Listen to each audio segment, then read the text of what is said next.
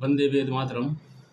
जिनका मन इन विषयों में विचरण करता है उनकी क्या स्थिति होती है, उनका कैसे पतन होता है, इसकी चर्चा तो हमने की है। अब उनकी चर्चा करें जिनका मन विषयों में विचरण नहीं करता है, जिनका अंतःकरण मन बुद्धि चित्त अहंकार अपने वश में है, उनकी क्या स्थिति होती है। उसके बारे में कहा गया कि राग द्वेष वियुक्तस्तु विषयानिंद्रियैश्चरण आत्मवशैर विधेयात्मा प्रसादमधिगच्छति। प्रसादे सर्वदुःखानां हानिरस्योपजायते प्रसन्नचेतसे ह्याशु बुद्धि पर्यवतिष्ठते। इसका ये अर्थ है कि जिनका मन अपने वश में है, उनके द्वारा राग द्वेष से रहित इंद्रियों के द्वारा विषयों में विचरण करता हुआ अंतःकरण को प्रसन्नता को प्राप्त होता है। उनके अंतःकरण में प्रसन्नता व्याप्त होती है, क्योंकि उनके अंदर काम क्रोध नहीं है और राग द्वेष भी नहीं है। राग द्वेष से रहित इंद्रियां जो विषयों में अगर विचरण भी करे तो उससे अंतःकरण की प्रसन्नता प्राप्त होती है। जैसे विषैले सांप का दांत तोड़ दिया जाए तो उससे कोई भय नहीं रहता है, उसके विष का कोई भय नहीं रहता है।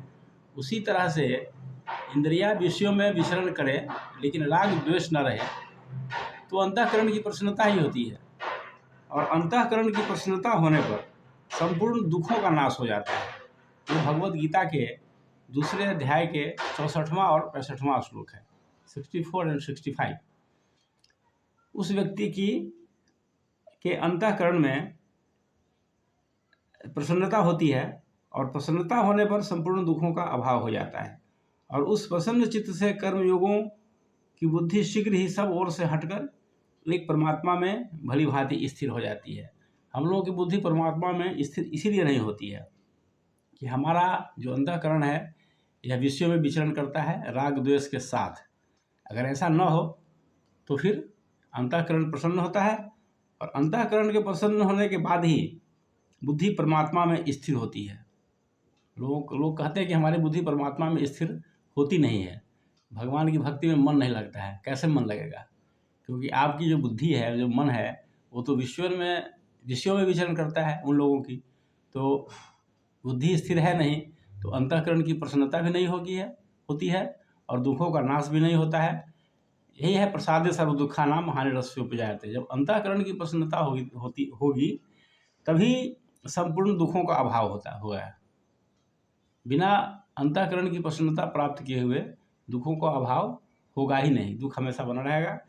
इसलिए अंतःकरण की प्रसन्नता प्राप्त करने का प्रयास सबको करना चाहिए और तभी सुख शांति मिल सकती है। परमात्मा में जब मनुष्य की बुद्धि स्थिर हो जाती है तो भगवत की प्राप्ति होती है और सभी दुखों का अभाव हो जाता है। इसलिए इसका हम महत्व समझें और अपनी बुद्धि को परमात्मा में स्थिर करें, अंतःकरण की प्रसन्नता प्राप्त करें। धन्यवाद।